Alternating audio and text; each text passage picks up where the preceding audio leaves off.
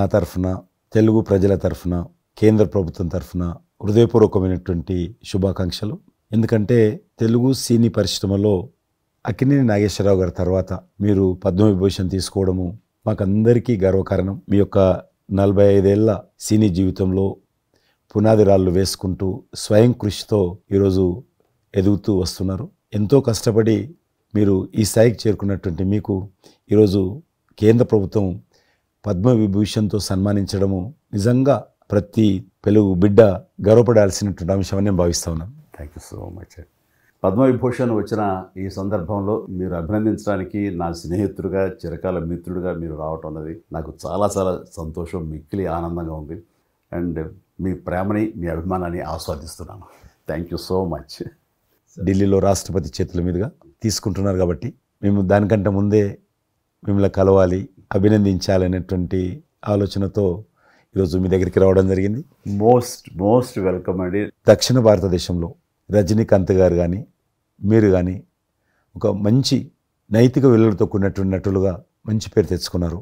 అంతేకాకుండా మన తెలుగు ఇండస్ట్రీస్కి వచ్చినప్పుడు తెలుగు ఇండస్ట్రీలో అప్పుడప్పుడు అనేక రకాల సమస్యలు వస్తుంటాయి, క్రైసిస్ వస్తూ ఉన్నప్పుడు ప్రభుత్వంతో కానీ మీ నటుల మధ్యలో కానీ సినిమా ఇండస్ట్రీ మధ్యలో కానీ వచ్చినప్పుడు సీనియర్ నటుడిగా, మెగాస్టార్గా అందరినీ సమన్వయపరుస్తూ మరి ముందుకు తీసుకెళ్ళేటువంటి వారు.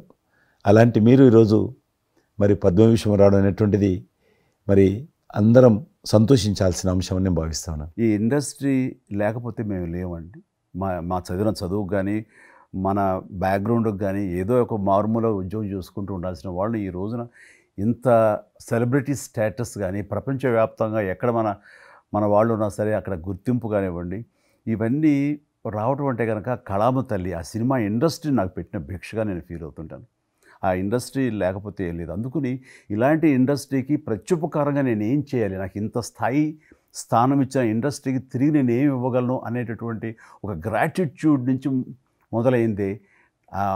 క్రైసిస్ వచ్చినప్పుడు నేనేదో నా భుజం కాయాలి, నా వంతు సహాయం చేయాలి అనే ఆలోచన. ఒక ఇంటికి పెద్ద బిడ్డగా, పెద్ద కొడుకుగా ఆ ఇంటి కుటుంబ బాధ్యతలకి తన వంతు సహాయం ఎలా చేస్తాడో అలాగే నిర్వర్తించాలని ఉంటుంది. కానీ ప్రతిదానికి పెద్ద నేను అనేటువంటి బేషిజానికి మాత్రం పోవాలని అనుకుంటాను. కారణం ఒకటి అనుకుంటే మీరంటే అందరు యాక్సెప్టబిలిటీ ఉంటుంది. అది కూడా ఆ యాక్సెప్టబిలిటీ చిన్నవాళ్ళు కానీ పెద్దవాళ్ళు కానీ ఈ రంగం కానీ ఆ రంగం కానీ మీరు ఏదైనా ఒక మాట చెప్తే దాని మీద మీరు నిలబడతారు, మిగతా వాళ్ళు కూడా మీ మాట గౌరవం ఇస్తారు. అది కారణం నేను అనుకుంటాను. సినిమా రంగం నుంచి రాజకీయాలకు వచ్చి కూడా రాజకీయాలలో మీకంటూ ఒక ప్రత్యేక స్థానాన్ని సంపాదించుకున్నారు. మీరు కొత్త ఒరవడి రాజకీయాల్లో కూడా తీసుకురావడం, మీరు చేపట్టినటువంటి ప్రచార కార్యక్రమం కానీ మీకు వస్తున్నటువంటి స్పందన కానీ అద్భుతంగా. మేమందరం ప్రతి కార్యక్రమాన్ని వేరే ప్రత్యామ్నాయ పార్టీలో ఉన్నప్పుడు కూడా మీ రాకను మేము గమనించే వాళ్ళము. మీరు చేస్తున్నటువంటి ప్రచారము, కొత్త ఒరవడి మీరు అద్భుతంగా చేశారు. ప్రాంతాలకు అతీతంగా మీకు స్పందన లభించింది, చాలామంది గెలిచొచ్చారు. ఒక ఆర్టిస్ట్గా నేను మంచి స్థితిలో ఉన్నప్పుడు రాజకీయాల్లోకి వెళ్ళాల్సినటువంటి ఒక పరిస్థితులు నెలకొన్నాయి. ఆ సమయంలో నేను ప్రజలకి ఏదో చెయ్యాలనే తప్పనే ప్రధానం తప్ప ఎలాంటి పొజిషన్స్ ఏమిటి దీని మీద నాకు దృష్టి లేదు. ఎందుకంటే అన్నిటికీ మించినటువంటి ఉన్నతమైన స్థానాన్ని వాళ్ళ మనసులో వాళ్ళు ఇచ్చిన తర్వాత దానికి మించి నాకు ఏది కావాలి కోరిక లేదు నాకు. అయితే ఏదో చిన్న ఎత్తున మనకి తెలిసి మనకు అందుబాటులో ఉన్నటువంటి చారిటబుల్ ట్రస్ట్ ఇవి పెట్టి చేస్తాను, నేత్రదానం అని రక్తదానం అని చేస్తున్నాం. కానీ పెద్ద ఎత్తున చేసే అవకాశం భగవంతుడు ఇస్తే కనుక అది చిత్తశుద్ధితోటి నేను మనసావాచ కర్మేణ చెయ్యాలి అని ఆ రకంగా నా కృతజ్ఞత తీర్చుకోవాలని మాత్రం చూపించాలని మాత్రం నాకు ఎప్పుడు ఉంటుండేది. నాకు ఇప్పటికి జ్ఞాపకం ఉంటుంది. ఇది అంతకుముందు ఒకటే ఉండేది, ఇలా పెట్టినప్పుడల్లా ప్రతిసారి మీరే జ్ఞాపకం వస్తారు నాకు. ఎంత కీన్ అబ్జర్వేషన్. రాజకీయంగా ఉన్నప్పుడు మాత్రం నాకు ఎనలేని సంతృప్తి ఎక్కడ లభించిందంటే, ముఖ్యంగా ఇప్పుడు తమరు చేస్తున్నటువంటి శాఖ ఉంది కదా టూరిజం, అది నేను మీకంటే కొంచెం ఒక స్టెప్ ముందుగా దాన్ని నేను అవి నిర్వర్తించినప్పుడు ఆ శాఖలో మంత్రిగా నాకు పొందినటువంటి అనుభూతి కానీ లభించిన సంతృప్తి కానీ అంతా ఇంత కాదు. ఆ రకంగా మాత్రం రాజకీయాలకు వస్తే ఇంత చేయొచ్చా అనేది మాత్రం నాకు సుస్పష్టంగా నాకు అనుభవపూర్వకంగా తెలిసొచ్చింది మంత్రిగా ఉన్నప్పుడు టూరిజానికి. అది అలా అలా వెళ్ళి ఆఖరికి ఒక కల్నరీ ఇన్స్టిట్యూట్ అనేది నాకు అవకాశం తిరుపతిలో నేను వెళ్ళాను. అద్భుతమైనటువంటి ఇన్స్టిట్యూట్ అది. అంటే క్షమించాలి, అది ఇనిషియేట్ చేసి తీసుకురావడం వరకు నేను చేసి ఇంకా నేను ప్లానింగ్ అంతా మీరు ఉన్నప్పుడే జరిగింది. అంతా జరిగింది. రాబట్టడానికి ఎంత కృషి చేశానంటే అంతా ఇంత కాదు, అది మనకు రాకుండా పోయే పరిస్థితులు ఉన్నాయండి. ఆ టైం లోపల ఒక మినిస్టర్నా ఒక సూపర్ స్టార్నా అన్నీ పక్కన పెట్టేసి ఆ ప్లానింగ్ కమిషన్ చైర్మన్ ఉండేవారు మౌంటిగా అహ్లూవాలియా. ఆయన దీన్ని వద్దు, మనకి ఇది వైబుల్ కాదు, ఇది ఫీజిబుల్ కాదంటే కనుక కాదని ఆయన గుమ్మదరికి వెళ్ళిపోయి చేతులు కట్టుకుని ఇది ఓకే చేయండి సార్, దీని ఆవశ్యకత అంతా కాదు. ఇండియాలో ఉన్నటువంటి ఎన్ని రకాల స్టేట్స్, ఎన్ని రకాల కల్చర్స్ ఉన్నాయో అన్ని రకాల వంటకాలు ఉండేటువంటి దేశం మందే. అది నేర్పించే ఒక ఇన్స్టిట్యూషను ఈ రోజున మనకి కావాలి, అదే కల్నరీ ఇన్స్టిట్యూట్. అది మనకు వచ్చింది, దాన్ని మనం నిలబెట్టుకోవాలి. ఇది గొప్ప అవకాశం, ఎంతోమందికి ఉద్యోగం ఇవ్వటమే కాదు, మన కల్చర్ని కూడా మనం నిలబెట్టుకోవడం అవుతామంటూ ఆయనతో పోరాడి కన్విన్స్ చేసి ఓకే చేసి ఇక్కడ రాష్ట్ర ప్రభుత్వం ఆ రోజున ఉన్నట్టు రాష్ట్ర ప్రభుత్వం ఒప్పించి రేణుగుంటలో 15 ఎకరాల దాకా చేయించి ఇంకా పెట్టేస్తున్నాం, ఇంకా మనం స్టోన్ వేస్తున్నాం ఇక్కడ అని అనుకున్న సమయంలో ఈ రాష్ట్ర విభజన సమయంలో నేను రిజిగ్నేషన్ టెండర్ చేసి వచ్చింది. అయితే ఫైల్స్ అంతకు అన్నీ అయిపోయినాయి. దాని తర్వాత ఇమ్మీడియట్గా వచ్చిన కేంద్ర ప్రభుత్వంగా మీరు దాన్ని ఇంప్లిమెంట్ చేసి ఈరోజు రేణుగుంటలో అది మీరు చాలా అద్భుతంగా ఉన్నదండి. ఇంకా దాన్ని ఈ మధ్యలోనే 2 రోజుల క్రితం ఈ మధ్య నేను మా సెక్రటరీని పంపించాను. మళ్ళీ దాన్ని ఇంకా రిక్రూట్మెంట్ కానీ ఇంకా రీడెవలప్మెంట్ కానీ ఇంకా ఏ రకంగా డెవలప్. ఇప్పుడు ఆల్రెడీ మేము ఎస్వి యూనివర్సిటీతో టైప్ చేసుకుంటున్నాము, టీటీడీ వాళ్ళతో టైప్ చేసుకుంటున్నాము, కొన్ని స్టార్ హోటల్స్తో టైప్ చేసుకుంటున్నాము. ఆ రకంగా ఇంకా మీరు ఏదైతే ఆలోచన ఉండనో మీ ఆలోచన ప్రకారం దాన్ని ముందుకు ముందుకు తీసుకెళ్తాం. మీరు రాజకీయాలు ఉన్నా సినిమా రంగంలో ఉన్నా కూడా కల్మషం లేనటువంటి వ్యక్తి అని నేను భావిస్తాను. ఎవరిని పల్లెత్తు మాట అన్నారు, ఇంట్లో అన్నారు అనుకుంటే బయట అన్నారు అనుకుంటాను. పార్టీ పెట్టినప్పుడు కూడా ఎవరన్నా అక్కడక్కడ రాజకీయంగా అన్నా కానీ మీరు వ్యక్తిగతంగా అందరూ గౌరవిస్తారు ఈరోజు ఏ పార్టీలు ఉన్నప్పుడు కూడా. నేను అది ముందస్తుగా చూసింది మీలో కిషన్ రెడ్డి గారు. మిమ్మల్ని మనస్ఫూర్తిగా చెప్తున్నాను, అసెంబ్లీలోకి నేను అడుగుపెట్టినప్పుడు నేను కొత్తవాడిని. నా వెనకాల ఆల్రెడీ ఒకసారి ఎమ్మెల్యేగా చేసి రెండోసారి ఎమ్మెల్యేగా ఉన్న కిషన్ రెడ్డి గారు నా పక్క సీట్లో ఉండేవారు.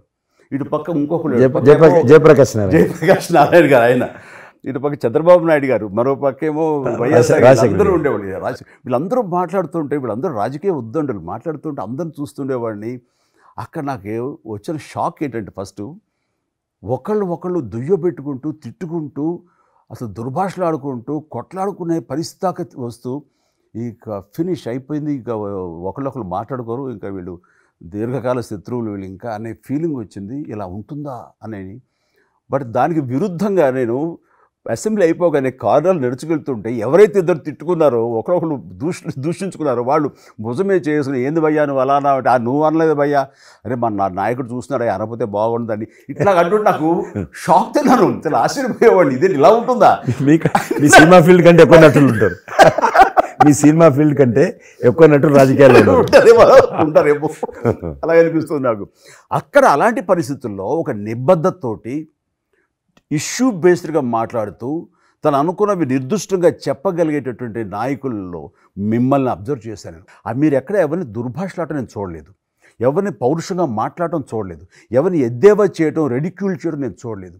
మీరు ఎంతసేపు ఇష్యూ బేస్డ్గా మాట్లాడేవాళ్ళు, స్ట్రాంగ్ వాయిస్ చేసుకుని మీరు అనుకున్నది అది ఎంత కరెక్టు, ఎలా అన్యాయం జరుగుతుంది అని ఆ ప్రజలకి మద్దతుగా ప్రజల తరపున నిలబడి మాట్లాడిన నాయకుడుగానే మిమ్మల్ని చూశాను. నేను ఇప్పటికీ అలాగనే ఉన్నాను.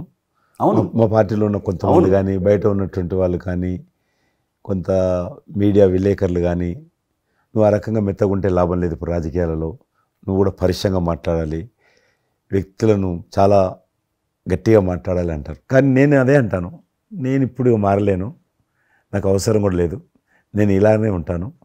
నేను గతంలో ఏ రకమైనటువంటి వాజ్పేయి గారు, లాల్ కృష్ణ అద్వానీ గారు, మా తెలంగాణలో మా వి రామారావు గారు, వెంకయ్యనాయుడు గారు, దత్తాత్రేయ, ఇదంతా నాకు నేర్పారు వాళ్ళు. నేను చిన్నగా ఉన్నప్పుడు నా చేయి పట్టుకొని నడిపారు వాళ్ళు. కాబట్టి నేను ఏ రోజు కూడా చిన్న పొరపాటు చేయకూడదనేటువంటి దాంట్లో ఉన్నాను. నేను ఎప్పుడన్నా రాస్తారోకో చేసేవాళ్ళం. రాస్తారోకే మాకు వి రామారావు గారిని సిక్కిం గవర్నర్ ఉండే ఎమ్మెల్సీ, ఆయన వెంటనే ఫోన్ చేసేవాడు. నువ్వు ఎక్కడన్నా పోతున్నప్పుడు ఎవరన్నా రాస్తారోకే చేస్తే ఒక 2-3 గంటలు ట్రాఫిక్ జామ్ అయితే నీకెంత బాధ అవుతుంది. కాబట్టి నువ్వు రాజకీయ నాయకుడు అయినంత మాత్రాన రోడ్డు ఆపేసి ప్రజలను ఇబ్బంది పెడితే ప్రజలకు మేలు చేయాలనుకుంటున్నావా, ప్రజలు ఇబ్బంది పెట్టాలనుకుంటున్నావా, ఈ రకంగా ప్రశ్నించేవాడు. నేను ముఖ్యమంత్రులది దిష్టిబొమ్మ తగలబెడితే ముఖ్యమంత్రి తగలబెట్టొద్దు, కావాలంటే గవర్నమెంట్ తగలబెట్టు, వ్యక్తి ఆ రకం చిన్న చిన్న విషయాలు నాకు ఫ్యాంటాస్టిక్ సార్. ఈ రోజుల్లో ఎంతమంది ఇలా ఆలోచించే నాయకులు ఉన్నారు, ఎంతమంది స్టేట్స్మెన్లు ఈ రకమైన సలహా ఆ తర్వాత వచ్చే యంగ్ నాయకులకి సలహా ఇచ్చేవాళ్ళు ఉన్నారు. అవన్నీ కరువడిపోతున్నాయి. ఇవన్నీ కూడా చరిత్రలో జరిగేవంట అనే స్థితిలాగా ఉంది మీలాంటి వాళ్ళు లేకపోతే కనుక. ఈరోజు మనము స్వాతంత్రం వచ్చి 75 సంవత్సరాలు అయింది. ఈ 75 సంవత్సరాల్లో మనం అనేక రకాలుగా అభివృద్ధి చేసుకున్నాము, ప్రాజెక్టులు కట్టుకున్నాము, ముందుకెళ్ళాము, కొంత మెరుగైనటువంటి పరిస్థితి వచ్చింది. కానీ మన తర్వాత వచ్చినటువంటి స్వాతంత్రం వచ్చినటువంటి దేశాలు కూడా డెవలప్డ్ కంట్రీగా ఎమర్జ్ అయినాయి. మనం ఇంకా డెవలపింగ్ కంట్రీ, అభివృద్ధి చెందిన దేశంగా ఎదగలేదు. కానీ దురదృష్టం ఏంటంటే మనకు టార్గెట్ పెట్టుకోలే, ఎప్పటి లోపల మనం లక్ష్యం చేరుకుందాం అనేది ఎక్కడ కూడా పెట్టుకోలే. ఇంకో 75 సంవత్సరాల తర్వాత ఇట్లనే ఉన్నాం అనుకో, ఇంకో 75 సంవత్సరాల తర్వాత కూడా వెనక తిరిగి చూస్తే మనం డెవలపింగ్ కంట్రీగా ఎమర్జ్ కాము. అందుకే ఈ మధ్యలో మన కేంద్ర ప్రభుత్వము ఒక టార్గెట్ పెట్టుకుంది. ఇప్పుడు కమింగ్ 25 years ప్రపంచంలో అత్యధికమైనటువంటి యూత్ పాపులేషన్ ఇండియాలో ఉంటుంది. ఎగ్జాక్ట్లీ. కాబట్టి ఈ 25 years అమృతకాలం అంటారు దీన్ని. ఎగ్జాక్ట్లీ. ప్రధానమంత్రి కూడా అప్పుడప్పుడు అంటుంటారు ఇది అమృతకాలం. కాబట్టి ఈ 25 years మన యూత్ కానీ ప్రతి ఒక్క ఫీల్డ్ కానీ మనము ఇప్పుడు సినిమా ఫీల్డ్ అందుకు సినిమా ఫీల్డ్ 2047లో ఏ రకంగా ఉండాలి, ప్రపంచాన్ని ఏ రకంగా డామినేట్ చేయాలి, అగ్రికల్చర్ ఏ రకంగా డామినేట్ చేయాలి, ఇండస్ట్రీ ఏ రకంగా డామినేట్ చేయాలి, ఎన్జిఓస్ ఏ రకంగా పనిచేయాలి, ఆర్థిక వ్యవస్థ ఏ రకంగా ఉండాలి, ఆ రకంగా ఎవరికి వారు 140 కోట్ల మంది మనం అనుకొని 2047 లోపల 100 సంవత్సరాల స్వాతంత్ర పండుగ జరుపుకుంటాము.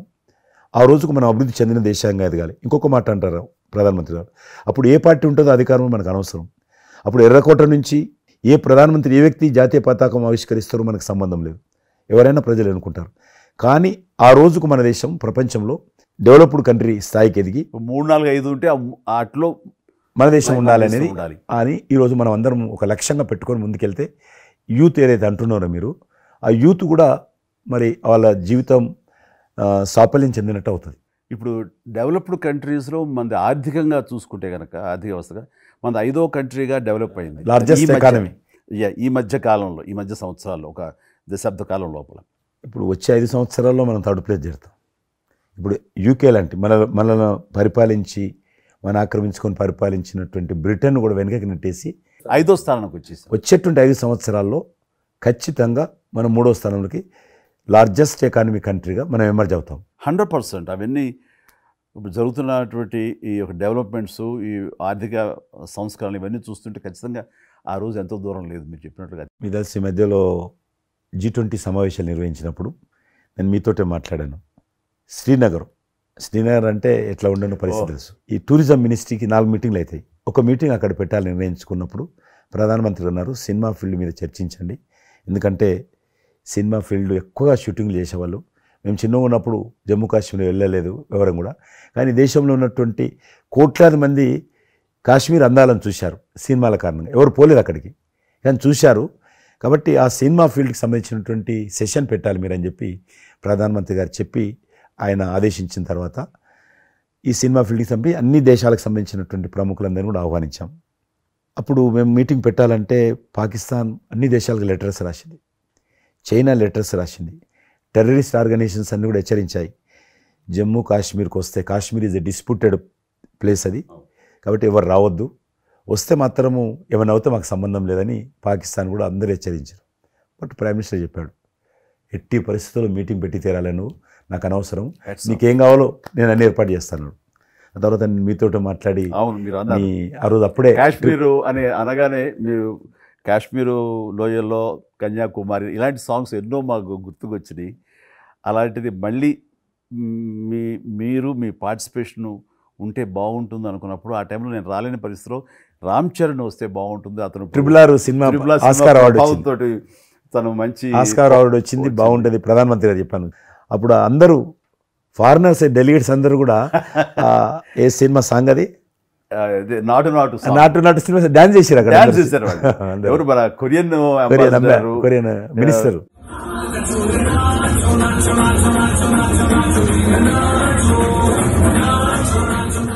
అలాగే ఇంకొక జర్మన్ అంబాసిడర్స్ చాలా మంది కింద మీరు చూసింది కొద్దిమందిని కింద చాలా మంది చేశారు పాట పెట్టి చేసినప్పుడు. సో ఇప్పుడు మీకు మనవి చేస్తున్నాను, లాస్ట్ 2023లో ఇప్పుడు ఆర్టికల్ 370 తెలిగించిన తర్వాత 23 కానీ 22 కానీ ఆల్మోస్ట్ మోర్ దెన్ 300 పిక్చర్స్ అవి మరి ఓటీటీ సినిమాలు కావచ్చు, టీవీ సీరియల్స్ కావచ్చు, మన సినిమాలు కావచ్చు, కొన్ని బయట దేశాలకు సంబంధించినటువంటి సినిమాలు కూడా ఆల్మోస్ట్ 300 పిక్చర్స్ షూటింగ్ జరిగాయి అక్కడ లాస్ట్ 2 yearsలో.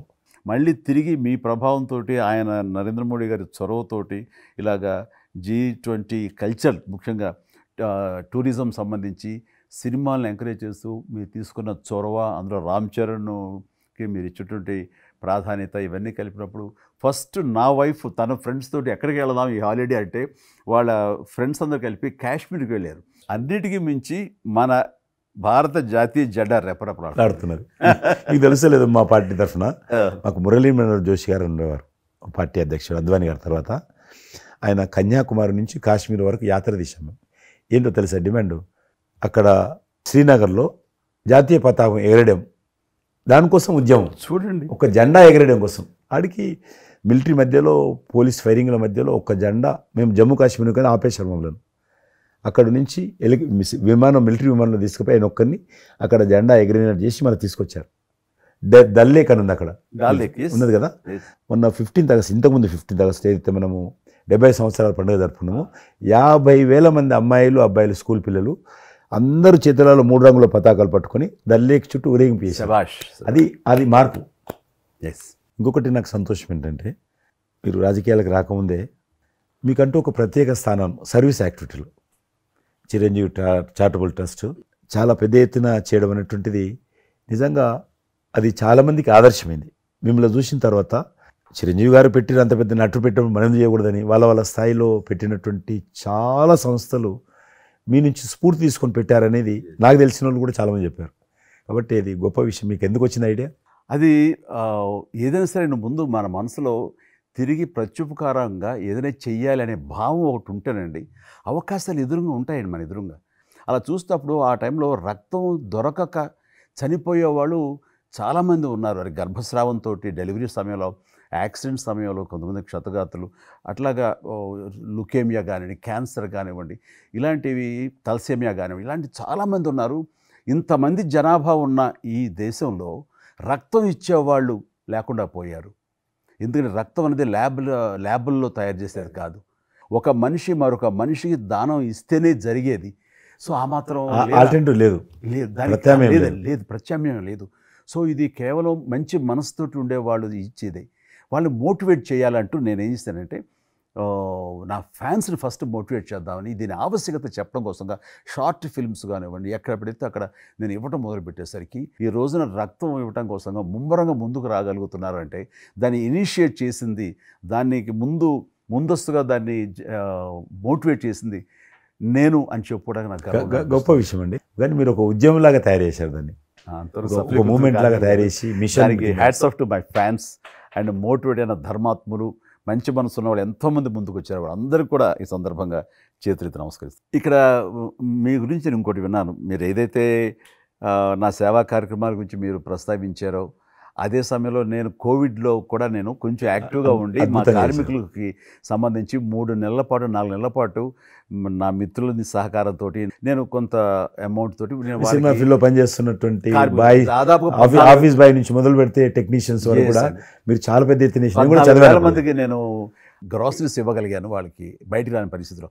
బట్ అదే పరిస్థితిలో మీరు దేశవ్యాప్తంగా మీరు ముఖ్యం ఇక్కడ మన రాష్ట్రానికి సంబంధించి తెలంగాణలో మీరు ఫ్రంట్ లైన్లో ఉండి ప్రతి వాళ్ళని పరామర్శిస్తూ, ప్రతి హాస్పిటల్కి వెళుతూ ఎవరైతే ఆ రోజున ఫ్రంట్ లైన్ హీరోస్ ఉన్నారో వాళ్ళందరినీ పరామర్శిస్తూ మీరు అద్భుతంగా పెద్ద ఎత్తున చేశారు.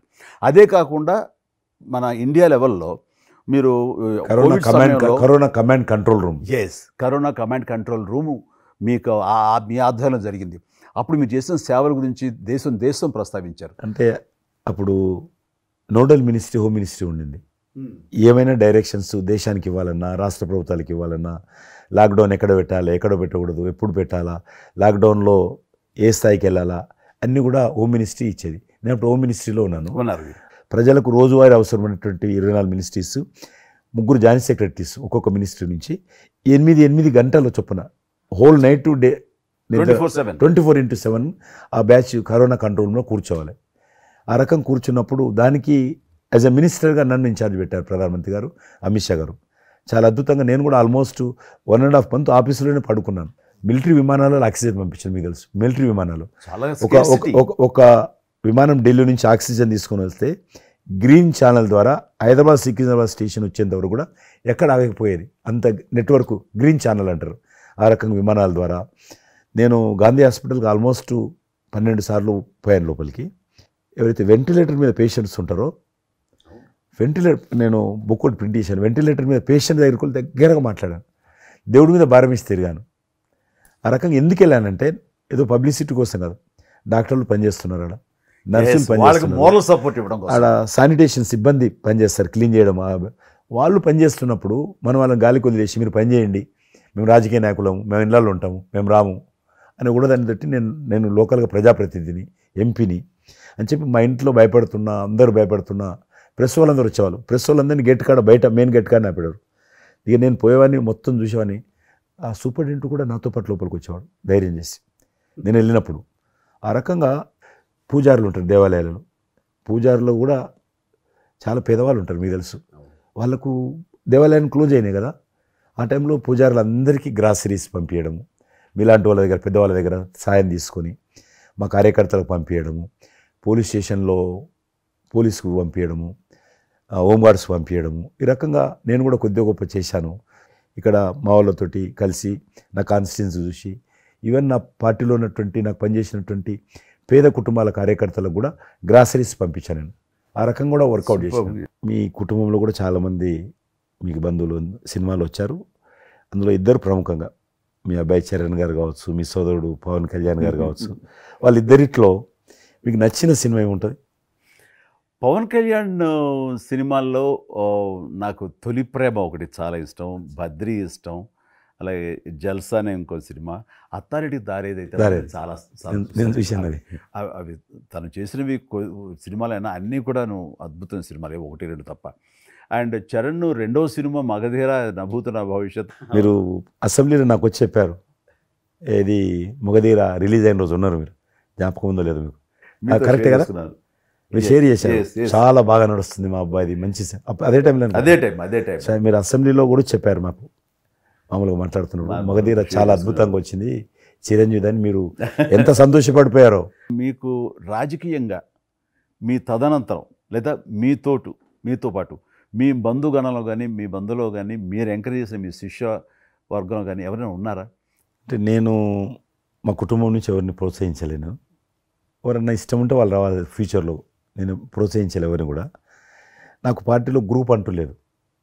అందరూ పార్టీ కార్యకర్తలందరూ నా గ్రూపే, పార్టీయే నా జెండా. ఆ రకంగా నేను ఎవరిని వ్యక్తిగతంగా నా మనిషిని ప్రోత్సహించుకోవడము, లేకపోతే మా కుటుంబ సభ్యులను ప్రోత్సహించడం అనేటువంటిది, ఎవరైనా రాజకీయాలు అంటే వాళ్ళ స్వేచ్ఛ, మనం బలవంతంగా తీసుకొచ్చి నిలబెట్టారు అనేది నేను జనాలు కూడా అనుకోలేదు ఇప్పటివరకు. అయితే ఈ ఫ్యూచర్ ఏమైతే చెప్పలేను ఇప్పటికైతే.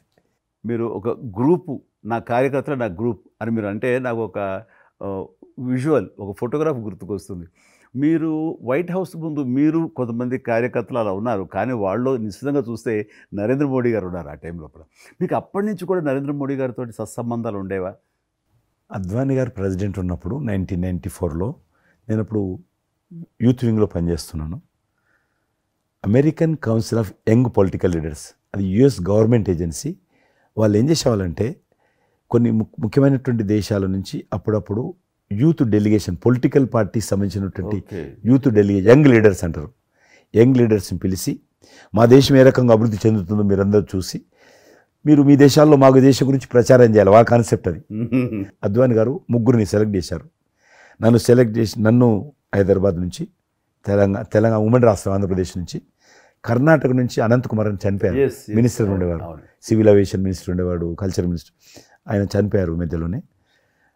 అక్కడ గుజరాత్లో ఆర్గనీ పార్టీకి సెక్రటరీ ఉండేవాడు నరేంద్ర మోడీ గారు, అప్పుడు మినిస్టర్ కాదు ఇంకా మా 3 సెలెక్ట్ చేసి ఢిల్లీకి పిలిచాడు. పిలిచి ఇట్లా మీరు పార్టీ తరఫున పోవాలి అని చెప్పి, నన్ను కూడా నువ్వు పోవాలన్నప్పుడు నాకు పాస్పోర్ట్ లేదు, నాకు చాలా చిన్న ఏజీ, ఫ్లైట్లో మొదటిసారి పోయినా నేను.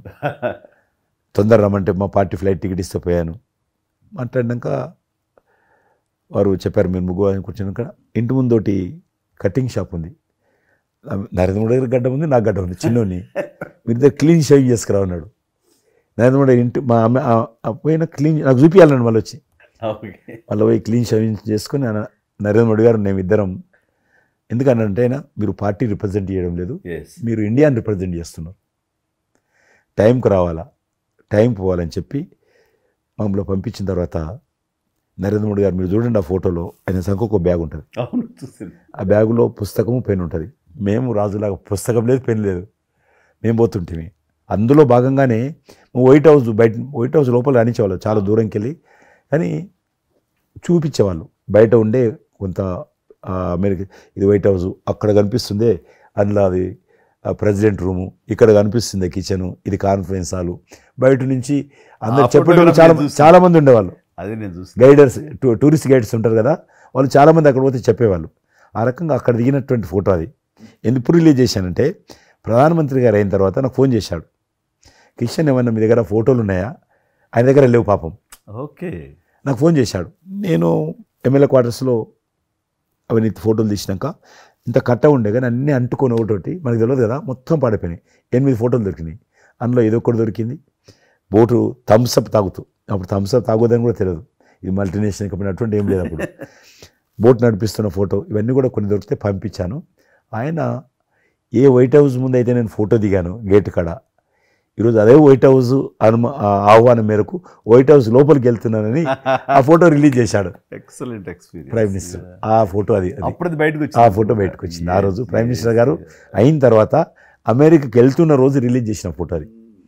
మీరు మాకు ఒక మాట ఇచ్చారు, మీరు మన ఆఫీస్ ఏదైతుందో టూరిజం ఆఫీసు ఢిల్లీలో నేను వస్తాను, మన ఇద్దరం ఒకసారి అన్నారు. కానీ మీ ఒత్తిడి కారణంగా మన ఒత్తిడి కారణంగా జరగలేదు. ఇంకా అది రేపు ఎలక్షన్స్ తర్వాత మళ్ళీ అది చెప్పలేము కాబట్టి అది వస్తాను. అది కాకుండా మీరు నాకు ఇంకా జ్ఞాపకం, ఆఫీస్లో ఉన్నప్పుడు నాకు గర్వం ఫీల్ అవుతాను. ఎందుకంటే మీరు పెట్టిపోయినటువంటి ఫోటోలు, ఇండియాకి సంబంధించినటువంటి టూరిజం డెస్టినేషన్ యొక్క ఫోటోస్ ఏవైతున్నాయో అవి ఇంకా ఆ రకంగానే ఉన్నాయి. నేను అడిగాను ఎవరు పెట్టారంటే చిరంజీవి గారు పెట్టారంటారు. డ్రైవర్ కూడా మీకైతే డ్రైవర్ ఉండను, అతను ఇప్పుడు నా దగ్గర ఉన్నాడు, రణధీర్. మీకు చెప్తుంటాడు, సార్ మై చిరంజీవి సాబ్ కभी మై సాబ్ డ్రైవర్ మై చలాయితా ఉనకా గాడి ఢిల్లీ మే అది ఆప్కు మే చలా రూమ్ సాప్ అంటాడు. ఇంకా ఉన్నాడు పాపం. చాలా సీనియర్ అండి అతను, చాలా మంచోడు. మన ఉమ్మడి ఆంధ్రప్రదేశ్ ఉన్నప్పుడు మనం ఇండియాలోనే మనమే ఆరోగ్యశ్రీని ప్రారంభించామన్నది నాకు తెలిసినటువంటి వాస్తవం. ఆ తర్వాత మిగతా రాష్ట్రాలు కూడా వ్యాపించింది అనేది చాలా ఇది. అలాంటి ఆరోగ్యశ్రీకి కిషన్ రెడ్డి గారే ఆద్యులు, అంకురార్పణ చేసిన వాళ్ళు అని బయట బాగా వినికిడి ఉంది. ఆ తర్వాత ప్రభుత్వాలు పికప్ చేసాయి. అది ఎందుకు, ఎలాగా, అది మీరు ఎట్లా ఇనిషియేట్ చేశారు ఆరోగ్యశ్రీ అనేది? 2004 నేను ఎమ్మెల్యే అయినప్పుడు పేరున్న మందకృష్ణ మాదిక్ గారు, ఆయన వాళ్ళకు సంబంధించినటువంటి ఎస్సీ వర్గీకరణ మీద పోరాటం చేస్తూనే సామాజిక సమస్యల మీద కూడా పోరాటం చేసేవారు. దివ్యాంగులకు పెన్షన్ పెంచాలని ఆయన తిరుగుతున్నప్పుడు ఈ అనేక జిల్లాలలో గుండె జబ్బులు ఉన్నటువంటి పిల్లలు జన్మించేవాళ్ళు. వాళ్ళకు ఆ రోజు ఒక ఆపరేషన్ చేయాలంటే 10 లక్షలు, 12 లక్షలు, 13 లక్షలు అయ్యేది. పేదవాళ్ళకి అది అవకాశం ఉండేది కాదు. చాలామంది చనిపోయేవాళ్ళు కూడా. అప్పుడు రాజశేఖర రెడ్డి గారు ముఖ్యమంత్రిగా ఉన్నారు. మేము ట్యాంక్ బండ్ కింద అంబేద్కర్ భవనం ఉంది, అక్కడ మీటింగ్ పెట్టుకున్నాము. ఒక 3000 మంది పసిపిల్లలు వాళ్ళ తల్లిదండ్రులు వచ్చారు. మీటింగ్ అయినాక ఆ మీటింగ్లోనే ఒక అబ్బాయి చనిపోయాడు. ఇప్పుడు ఏం చేయాలి సేమ్ అబ్బాయి అంతే వచ్చాడు, చిన్న పసిబాబు అందే వచ్చాడు, అబ్బాయి చనిపోయాడు. మేము ఏం చేసినాం, నేను మందకృష్ణ గారు కలిసి, నేను కూడా ఉద్యమానికి వెళ్ళాను. ఆ అబ్బాయి డెడ్ బాడీ పట్టుకొని అంబేద్కర్ ట్యాంక్ బండ్ నుంచి అంబేద్కర్ విగ్రహం దగ్గరకు వచ్చాం. మాతో పాటు ఆ పసిపిల్లలందరినీ తీసుకొచ్చాం, 3000 మంది పసిపిల్లలు. అంబేద్కర్ ట్యాంక్ బండ్ అంబేద్కర్ విగ్రహం మొత్తం ఆ పిల్లలు వాళ్ళ తల్లిదండ్రులు కూర్చున్నాం, డెడ్ బాడీ పెట్టుకొని కూర్చున్నాం. ఎట్టి పరిస్థితుల్లో రాష్ట్ర ప్రభుత్వం ఈ అందరికీ కూడా ఉచితంగా చిన్నపిల్లలందరూ కూడా ఆపరేషన్ చేయించాలి, ప్రైవేట్ హాస్పిటల్లో కానీ ఎక్కడైనా వాళ్ళ ఇష్టం చేయించాలి, వీళ్ళ ప్రాణాలు కాపాడాలని డిమాండ్ తోటి కూర్చున్నాం. 11 గంటలకు కూర్చున్న తర్వాత రాజశేఖర రెడ్డి గారు దురదృష్టం ఆ రోజు ఢిల్లీకి వెళ్ళిపోయాడు. ఢిల్లీలో ఉన్నాడు. బట్ ఢిల్లీ నుంచే ఫోన్లో మాట్లాడాను నేను. మాట్లాడి నేను తర్వాత ఆలోచిస్తాం, మీరు అట్లా చేయొద్దు, ఎందుకంటే మమ్మల్ని లాఠీ చేయడానికి వీలేదు, పసిపిల్లలు, గుండె జబ్బులు ఉన్న పిల్లలు, మమ్మల్ని నెట్టేయడానికి వీలేదు పోలీసులో కూడా విచిత్రమైన పరిస్థితి, ఆందోళన, ఉద్యమం చేస్తున్నాం మేము, చాలా డెడ్ బాడీ పెట్టుకొని ఉన్నాం, ఏం చేయాలో పోలీసులకు తోచది. ముఖ్యమంత్రి గారు అన్నప్పుడు రాజశేఖర్ గారు మా మెడ మీద కత్తి పెట్టి మీరు ఈ రకంగా దబాయిస్తున్నారు, ఏమని అనుకోండి సార్, మీరు కృష్ణ గారు చాలా గట్టిగా ఉన్నారు, ఏమని అనుకోండి, మీరు ఎట్టి పరిస్థితుల్లో ఇది చేయాలని చెప్పి మేమిద్దరం కదలలే. రాత్రి ఆల్మోస్ట్ 10 o'clock మళ్ళీ ముఖ్యమంత్రి గారు ఫోన్ చేసి మీరు మాట చెప్పడం కాదు ఆర్డర్ రావాలన్న. వీళ్ళందరికీ ఫస్ట్ మేము రాష్ట్ర ప్రభుత్వం తరఫున గుండె జబ్బులు ఉన్నటువంటి పిల్లలందరికీ ఎంత డబ్బైనా ఖర్చు అయినా సరే మేము ఆపరేషన్ చేయిస్తానని చెప్పి ఢిల్లీ నుంచి మాట ఇచ్చి ఆర్డర్ తీసి మా చేతులు పెట్టినాక మేము పిల్లలందరినీ తీసుకొని వెళ్ళిపోయినాం. ఫస్ట్ పిల్లలు వాళ్ళ తల్లిదండ్రులు. ఆ తర్వాత మళ్ళీ ముఖ్యమంత్రి గారు వచ్చిన తర్వాత మళ్ళీ మీటింగ్ పిలిచాడు మమ్మల్ని. పిలిచి ఈ రకంగా చేయడం తప్పు, మీరు నన్ను బెదిరించారు, బ్లాక్మెయిల్ చేశారు, ఆర్డర్ చేశారు, ఏమని అనుకోసారి మేము ప్రజల పిల్లల ప్రాణాలు కాపాడడం కోసం చేశాను తప్ప మీకు వ్యతిరేకంగా కాదు, ఇంకొకరు కాదు. అందులో బాబు చనిపోయాడు. తర్వాత ముఖ్యమంత్రి ఆలోచన చేసి డాక్టర్లను పిలిచి ఎట్లా చేద్దాము, అప్పుడు సర్వే చేయించాడు. వాళ్ళు గ్రామ పంచాయతీలో సర్వే చేస్తే 2 లక్షల మంది పిల్లలు ఉన్నారు ఒక్క ఆంధ్రప్రదేశ్లోనే. ఉభయ రాష్ట్రాల్లో గుండెకు జబ్బు హోల్ ఉండి పుట్టినటువంటి వాళ్ళు 2 లక్షల మంది పిల్లలు ఉన్నారు. ఇంతమందికి నేను ఎట్లా చేస్తా అది దాని మళ్ళీ సర్వే వచ్చిన తర్వాత వెరిఫికేషన్ వచ్చిన లిస్ట్ తీశాడు, అంచనా వచ్చిన తర్వాత అప్పుడు ఆయన ఇన్సూరెన్స్ ఏదైనా చేద్దామా అని, ఆయన డాక్టర్ కదా ఒరిజినల్గా, ఆయన డాక్టర్ వృత్తి, చదువుకున్నది MBBS అయినా, ఆయనకి ఈ విషయం బాగా తెలుసు కాబట్టి ఏం చేద్దామని ఆలోచన చేసి అప్పుడు ఇన్సూరెన్స్ పథకం ఆ పిల్లల కారణంగా, గుండె జబ్బులు ఉన్నటువంటి పిల్లల కారణంగా ఆ 2 లక్షల మందికి పిల్లలు ఇన్సూరెన్స్ చేయాలన్న వచ్చినటువంటి ఆలోచనే ఈ ఆరోగ్యశ్రీ పథకం. అలా మీరు ఇనిషియేట్ చేసినటువంటి ఈ ఆరోగ్యశ్రీ కానివ్వండి, ఇది నిజంగా ఇలాంటి సామాజిక స్పృహ అనేది రాజకీయంగా ఆలోచిస్తే వచ్చేది కాదండి. ఇది మానవతా విలువలతోటి మానవత్వంతో ఆలోచించారు కాబట్టి ఈ రోజున అది సఫలీకృతం కాగలిగింది. భారతదేశంలోనే అది ఒక అందరూ ఆచరించేటువంటి గొప్ప పథకం అయింది. అది ఎంతమంది లబ్ధి పొందుతారో వాళ్ళందరూ బ్లెస్సింగ్స్ మీకు ఉండాలి. అసెంబ్లీలో ఉండగా నాకు ఒక రిప్రజెంటేషన్ ఇచ్చారు. ఈ హోమ్ గార్డ్స్ గురించి మీరు తీసుకున్న శ్రద్ధాశక్తి ఆహ్వానించిన మీరు పడ్డ తపన కానీ అంతా ఇంత కాదు. అండ్ అది మీరు ఈ రోజున వాళ్ళకి ఏదైనా లబ్ధి చేకూరిందంటే దానికి కూడా నాంది పలికిన వాడు కిషన్ రెడ్డి గారు. 3,000 జీతం ఉండే సార్ వాళ్ళకు కుటుంబము. వాళ్ళు 12 గంటలు 13 గంటలు 14 గంటలు ఇప్పుడు ట్రాఫిక్ చేస్తుంటారు కదా, వాళ్ళు 12 గంటలు దుమ్ము ధూళి ఎండలో వాళ్ళు ఇట్లా ఏలు పెడితే మొత్తం మన చేయి నల్లగా అవుతుంది, అంత మట్టి కాలుష్యంతో ఉంటారు వాళ్ళు. రోజు వాళ్ళు ఇచ్చే బట్టలు తెల్ల షర్ట్ వేసుకోవాలి, వాళ్ళు కాకి ప్యాంట్ వేసుకోవాలి. ఉదయం వేసుకునే షర్టు 2 గంటలలో కలర్ మారిపోతుంది. మనం ఇచ్చేటువంటి 3,000 రూపాయలు అలా డ్రెస్ ఉతకడానికే సరిపోతుండే. అందుకే కిషన్ రెడ్డి గారు మీరంటే ఎందుకు గౌరవం అంటే, మీరు రాజకీయ లబ్ధి గురించి ఎప్పుడు చూసేవాళ్ళు కాదు, మీ కాన్స్టిట్యున్సీకే పరిమితమైన మీరు ఎప్పుడు కాదు, విస్తృతంగా అందరికీ లబ్ధి చేకూరే విధంగా తీసుకున్నారు. కాబట్టి అలాంటి మీకు ఆ బలం, మీ వాయిస్కి ఆ స్ట్రెంగ్త్ అలాగా, ఎందుకంటే మీ ఆశయంలో ప్యూరిటీ ఉంది, మీ ఆశయంలో చిత్తశుద్ధి ఉంది మీ ఆచరణలో. కాబట్టి మీలాంటి నాయకుల వల్లనే అవుతుంది ఏదైనా సరే. జనవరి 22 నాడు నేను టీవీలో చూశాను, మీరు అయోధ్యలో రామమందిర నిర్మాణంలో మీ దగ్గర కెమెరాలు పెట్టడము, మీరు కామెంట్ చెప్పడము, మిమ్మల్ని పిలవడము, మీరు పోవడము, మీరు ఆ రోజు టీవీలో దేశమంతా అన్ని టీవీలు మాట్లాడాయి. మీకు మీరు ఏ రకంగా ఫీల్ అనిపించింది మీకు? అది హనుమాన్ని ప్రార్థించే ఆయన మా కులదైవంగా చూసిన మాకు రామచంద్రుడు ఆ నామమే మాకు ఒక రకమైన గొప్ప స్ఫూర్తి మాకు. అలాంటి రాముడు మమ్మల్ని ఆహ్వానించినట్టుగా అనిపించిందండి. అది అక్కడ 500 సంవత్సరాలుగా ఎన్నో ఇక్కడ ఉన్నటువంటి ప్రాబ్లం అనేది అది సునాయాసంగా చేయటం అన్నది అది ఆయన వల్లనే అయ్యింది, నరేంద్ర మోడీ గారు తలుచుకోబట్టి అయ్యింది అనేది. అలాంటి దానికి మేము ఆహ్వానించబడటం అనేది అది మేము చేసుకున్న అదృష్టం, పుణ్యం. చాలామంది అందరము భయపడ్డాం ఏమైతే పోతుందో దేశంలో, గొడవలు అయితే మత కళాలు జరుగుతుందేమో. కానీ అదృశ్యం ఏంటంటే ముస్లింలు కూడా చాలామంది Yes. సానుకూలంగా ఇక్కడ నేను ఒక విషయం చెప్పాలి. నేను రామ మందిరం నుంచి నా హోటల్ ఉంది అక్కడ. ఆ హోటల్కి వెళ్ళడానికి నేను కారు హైర్ చేసుకున్నాను మా ఫ్యామిలీ. అది ముస్లిం డ్రైవర్. సో ఈ రోజున ఇంత కాంట్రవర్షియల్ ఈ ప్లేస్లో ఈ రోజున టెంపుల్ కట్టడంపై మీరందరూ ఎక్కడో కొంత అసంతృప్తితో ఉండుంటారు కదంటే, కాదండి, ఈ రోజు నుంచి మా టెన్షన్ రిలీవ్ అయిపోయింది, కరెక్ట్. మేము చాలా రక్షణతో ఉన్నాం అన్న ఫీలింగ్ ఉంది. ఎంత హిందూ కాన్వర్జేషన్ అండి. ఇక్కడ 144 సెక్షన్ ప్రివేల్ అవుతూ ఏ రోజున ఏం గొడవలు జరుగుతాయి, ఎక్కడి నుంచి ఏ ఘర్షణలు జరుగుతాయి, స్కూల్కి వెళ్ళి మా బిడ్డలు వస్తారా వెళ్తారా అనే టెన్షన్లో ఉండేవాళ్ళం మేమంతా. అండ్ అలాంటి ఘర్షణలో వాళ్ళు ముస్లిమ్సా లేకపోతే హిందూస్ అని ఏం చూడరు కదండి, ఎవరు అందరూ సఫరర్సే. అలాంటి పరిస్థితులు ఇప్పుడు నెలకొన్న సమయంలో ఎలాంటి గొడవలు లేకుండా ముందు ఒక నిర్ణయం తీసేసుకున్నారు. ఎస్, రామ మందిరం కట్టేశారు, అయిపోయింది. ఇక్కడి నుంచి లిఫ్ట్ చేసేసారు 144 సెక్షన్, ఇంకేం లేదు, అన్నీ సజావుగా సాగిపోతాయంటే మాకు సెక్యూర్డ్ ఫీలింగ్ వచ్చింది, మా బిడ్డలకు రక్షణగా ఉంది, మాకు ఇంకేమీ కాదన్న భరోసా వచ్చింది మాకు. వీఆర్ సో హ్యాపీ అని ఒక ముస్లిం సోదరుడు అన్నారు. ఇప్పుడు అదే మీరు ప్రస్తావిస్తున్నారు. ఇప్పుడు చాలామంది ముస్లిమ్స్ వెళ్తున్నారు చూడడానికి, దర్శనం చేసుకోవడానికి. ఒక అమ్మాయి అయితే బాంబే నుంచి నడుచుకుంటూ వచ్చింది, 22nd చేరుకుంది అక్కడ అమ్మాయి. ఓకే, నేను ఉన్నాను వెనకనే ధైర్యాన్ని ఇచ్చేటువంటి మన ప్రధాని గారు, ఈ భారత ప్రభుత్వం, ఇవన్నీ కలిపి దోహదపడ్డాయి. అందుకని ఆయన ఒక మాట అన్నారు అయోధ్య టైంలో, మొన్నటిదాకా టెంట్లో రాముడిని చూసాం, ఇంకా రాముడికి ఆ పరిస్థితి లేదు, ఆయన ఒక పర్మనెంట్ స్ట్రక్చర్లో ఉంటాడు అని అన్నప్పుడు అందరూ మంచి రెస్పాన్స్ ఇచ్చారు, బాగా రెస్పాండ్ అయ్యారు. అట్లాగా ఈ రోజున ఆయన తీసుకున్న ప్రతి కార్యక్రమం కూడాను ఒక మత సామరస్యాన్ని సూచిస్తుంది. దానికి నేను ఒక విషయం కూడా చెప్తాను, మీరు చెప్పారు కదా, నేను ఎలక్షన్ ప్రచారానికి 2019లో కానీ అంత ముందుగానే వెళ్ళేవాడిని. డిఫరెంట్ రీజన్స్ మా పార్టీకి సంబంధించి కావచ్చు, ఇతరత్ర కావచ్చు.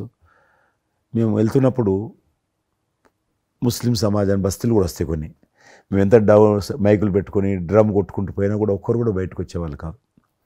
ఇప్పుడు పరిస్థితి త్రిపుల్ తలాక్ అని ఒకటి ఉండేది, అది ముస్లింలో ఒక సాంప్రదాయం. అది ఏదైనా భర్త కోపం వచ్చినా 3 సార్లు తలాక్ అంటే ఆడబిడ్డ ఇంటి నుంచి వెళ్ళిపోవాలి.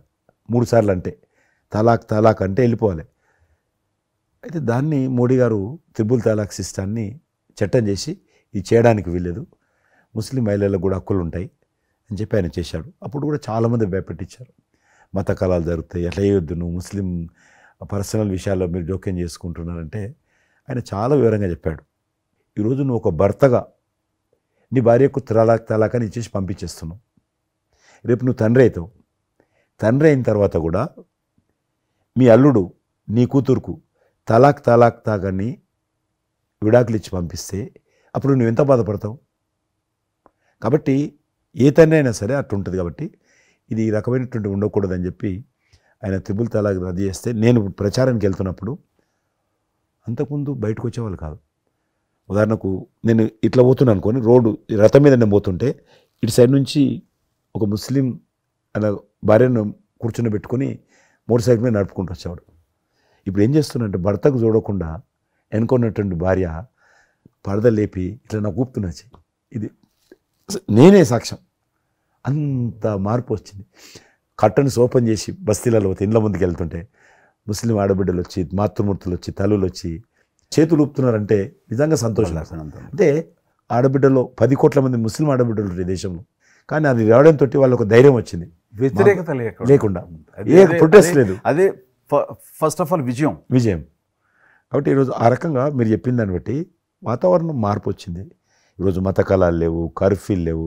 హైదరాబాద్లో ఎన్ని గొడవలు జరుగుతుండే, ఒక్క గొడవ లేదు ఎక్కడ. బాంబేలో, యూపీలో ఎక్కడ చూసినా మత కళాలు ఉండేది.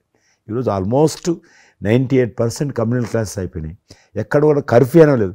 దేశంలో ఎక్కడో దగ్గర కొన్ని నగరాలలో కర్ఫ్యూ ఉంటుండేది, కొన్ని నగరాల్లో మత కళాలు జరుగుతుండేది. ఎక్కడో ఒక దగ్గర యూపీలోనూ, మధ్యప్రదేశ్లోనూ, మహారాష్ట్రలోనూ, ఇప్పుడు బీహార్లోనూ ఎక్కడ వింటలేదు, ఎక్కడ లేదు. ఈవెన్ జమ్మూ కాశ్మీర్ లాంటి రాష్ట్రంలో కూడా 144 సెక్షన్ లేనటువంటి పరిస్థితి ఉన్నది. మీరు పోయొచ్చా అంటున్నారు, అద్భుతంగా ఉంది మాట. అది నరేంద్ర మోడీ గారు చాలా విజనరీగా ఆ రకంగా చేశారు. చాలా సంతోషం కృష్ణారెడ్డి గారు. మీరు నన్ను అభినందించడానికి అవార్డు తీసుకుంటున్న సమయంలో ఆ పురస్కరించుకుని మీరు వచ్చినందుకు, నన్ను అభినందించినందుకు ధన్యవాదాలు తెలియజేస్తూ, మీతో ఇంతసేపు సంభాషించడంలో ఎన్నెన్నో విషయాలు తెలుసుకున్నాను, నాకు అనుభవపూర్వకంగా తెలిసినవి మీతో పంచుకున్నాను. అండ్ మీలాంటి నాయకులు రావాలి, ఉండాలి, మరి ఎంతోమందికి ఇన్స్పిరేషన్గా ఉండాలి. మీ ఆశయాలు, మీ ఆచరణలు, మీ సమస్య పరిష్కార మార్గాలు, అలాగే మీ నాయకుల యొక్క ఆయన ఆశయాలు, ఆయన యొక్క మార్గదర్శకంగా మీ ముందుండి మిమ్మల్ని ముందు నడిపించే విధంగా, తద్వారా అందరూ కలిసి భారతదేశాన్ని మీరు చెప్తున్నట్టుగా అభివృద్ధి చెందిన దేశాల్లో ఒక దేశంగా పెట్టే స్థితికి మనం వెళ్ళాలనే ఆశాభావం మీ అందరితో పాటు నాకు ఉంది. అండ్ మరొకసారి మీకు ధన్యవాదాలు. తప్పకుండా మీరు జీవితంలో ఇంకా మరెన్నో మెట్లెక్కాలి, ఇంకా మీకు మంచి భవిష్యత్తు ఉంది. ఇటు సినిమా రంగానికి సేవ చేయాలి, అటు సమాజంలో కూడా సేవ చేసేటువంటి అనేక రకాల, సమాజం అంటే ఒక రాజకీయాలే కాదు, అనేక రకాలుగా మీరు చేస్తూ ఉన్నారు ఇప్పటికీ. కాబట్టి రేపు భగవంతుడు ఏం చేస్తారు ఎవరి చేతుల్లో లేదు. కాబట్టి మీరు నిండా నూరేళ్ళు ఉండి ఈ దేశానికి, ఈ ప్రజలకు సేవ చేయాలని నేను మనస్ఫూర్తిగా కోరుకుంటూ, మరొకసారి పద్మవిభూషణ్ అందుకుంటున్న సందర్భంగా మీరు నా హృదయపూర్వకమైనటువంటి శుభాకాంక్షలు. Thank you. అలాగే మీకు ఈ ఎన్నికలు విజయవంతం కావాలని మనస్ఫూర్తిగా కోరుకుంటూ, ఖచ్చితంగా మీరు మళ్ళీ ఏ మినిస్ట్రీలో ఉంటారో, ఎక్కడ ఉంటారో అనేది నాకు మన చేతుల్లో తెలుస్తుంది. అండ్ వచ్చి మిమ్మల్ని అలా కలుస్తాను నేను ఇచ్చే మాట ప్రకారం. ఆల్ ద వెరీ బెస్ట్ అండి. Good luck.